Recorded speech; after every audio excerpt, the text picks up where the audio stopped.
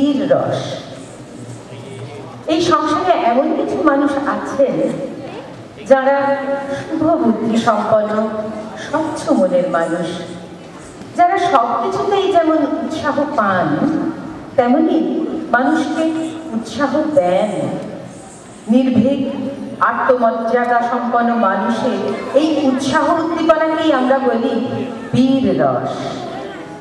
বস্তুত পৌরুষ ও সাহসিকতায় বীর রসের সোপান। সমাজ কল্যাণে, মানব জাতির কল্যাণে, এমনকি সমস্ত জগতের কল্যাণে মানুষ নিজের প্রাণ তুচ্ছ করে যখন যুদ্ধে ঝাঁপিয়ে পড়ে, সেই বীর রস। বীর রস মূলত ন্যায়ের যুদ্ধ। বীর রস সমাজের প্রকৃতিতে নূতনের আবিষ্কার। বীর রস সমাজের সমস্ত অন্যায়কে দমন করে সমাজের ন্যায়ের পথে সমাজকে চালিত করা, সেই বীর রস। তাই তো বীর রসের স্বর্ণকান্তি দেবরাজ ইন্দ্রকে কল্পনা করা।